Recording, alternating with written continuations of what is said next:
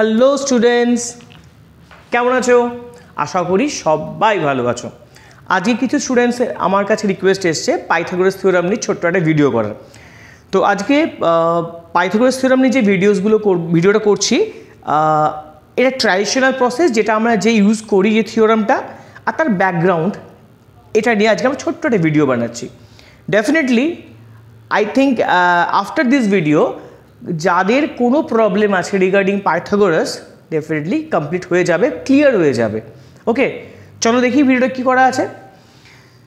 Pythagoras theorem আমরা জানি কি নিয়ে, একটা রাইট অ্যাঙ্গেল ট্রায়াঙ্গেল নিয়ে। রাইট অ্যাঙ্গেল ট্রায়াঙ্গেল আমি এখানে নিয়েছি, রাইট অ্যাঙ্গেল ট্রায়াঙ্গেল কী নাম দিয়েছি? A B C. Right angle at B and the opposite sides of right angle, that is called hypotenuse.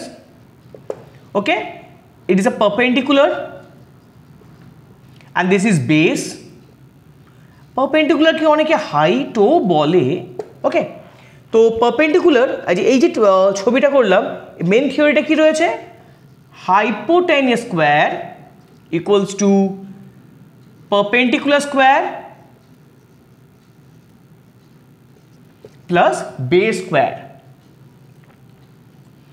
Hypotenuse square, that is AC square, perpendicular AB square,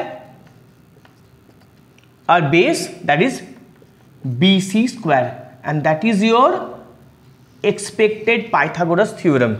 Okay, এটা হচ্ছে Pythagoras theorem কি? Hypotenuse square must be equal the sum of square of perpendicular square and base square. এটা হচ্ছে আমার Pythagoras theorem. এখান থেকে আমরা অনেক রকম মডিফিকেশন করতে পারি, ওটা আসছি। তার আগে আমি এর ব্যাকগ্রাউন্ডটা জেনে নিই, এটা এলো কীভাবে।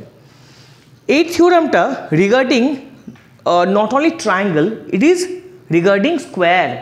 তিনটে স্কোয়ার আছে। ওকে, তিনটে স্কোয়ার আছে। এটা হচ্ছে স্কোয়ার 1, এটা হচ্ছে আমার square 2 and that is square number 3। তিনটে স্কোয়ার আছে, এটা স্কোয়ার 2, এটা হচ্ছে আমার স্কোয়ার 3। এই যে স্কোয়ারটা রয়েছে এর সাইডগুলো হচ্ছে আমার এ, এর হচ্ছে বি, এর হচ্ছে আমার সি। তো এই যে এ কন্টেনিং সাইড, এই স্কোয়ারটার এরিয়া কত বলো বলো? এক্স্যাক্টলি এর এরিয়া হচ্ছে আমার A square. Side into side বলো নি তো? এর হচ্ছে আমার B into B, side into side, that is a B square. এর হচ্ছে আমার C into C, that is C square. এবার দেখা গেছে এই যে তিনটে স্কোয়ার হলো, তো এটা দেখা গেছে এরিয়া অফ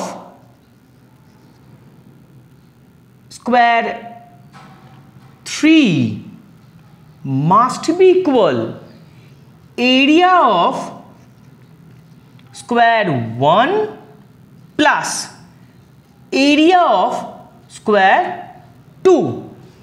এই যে স্কোয়ারটা আছে এর এরিয়া মাস্ট বি ইকুয়াল এর এরিয়া প্লাস এর এরিয়া। এটা হচ্ছে মেন থিওরি, ঠিক আছে?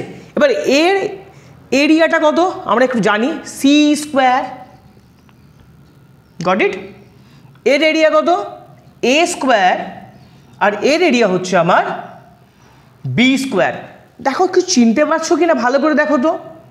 এখানে যখন আমরা এই তিনটে সাইড করেছিলাম, এখানে এই সাইডে স্কোয়ার মাস্ট বি ইকুয়াল এই সাইডে স্কোয়ার প্লাস এই সাইডে স্কোয়ার।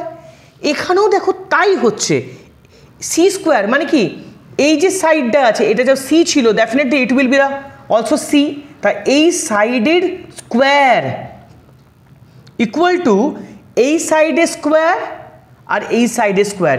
তো তার জন্য আমরা এখন মডিফাই করে বলি কি এই সাইড দ্যাট ইজ এ তার স্কোয়ার, এই সাইড তার স্কোয়ার, এই সাইড তার স্কোয়ার। এবার সি স্কোয়ার ইকুয়ালস টু এই সাইডের square that is a height, এই side square that is a base. এটা রাইট অ্যাঙ্গেল যদি হয় তাহলে এটাকে ধরে নেওয়া হচ্ছে আমার hypotenuse, but actually it is a side of the square. এটাকে আপাতত ধরে নিচ্ছি এটা একটা হাইপোটেনিয়াস, এটা হচ্ছে আমার বেস, এটা হচ্ছে আমার হাইট। তো সেই সূত্রে এই ফর্মুলাটা চলে আসছে hypo square equals to height square plus base square. এটা গেল আমার ফর্মুলা। এটা হচ্ছে আমার মেন ফর্মুলা আর এটা হচ্ছে তার ব্যাকগ্রাউন্ড। আই থিঙ্ক এরপর তোমাদের কারুর কোনো কোয়ারি থাকবে না।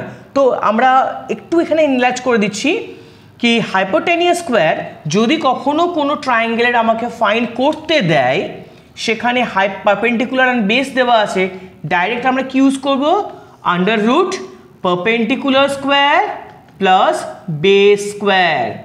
যদি আমার বেস বার করতে দেয়, that is BC, under root perpendicular square hypo square minus আমার পারপেন্ডিকুলার স্কোয়ার। যদি আমার পারপেন্ডিকুলার বার করতে that is A B, under root hypo square minus base square, মানে হচ্ছে আমার বেস স্কোয়ার। এই আমরা এর সাব ফর্মুলা হিসাবে ইউজ করতে পারি। আই থিঙ্ক স্টুডেন্ট তোমাদের আজকের পর থেকে কোনো হয়তো প্রবলেম হবে না regarding Pythagoras theorem. Okay, thank you.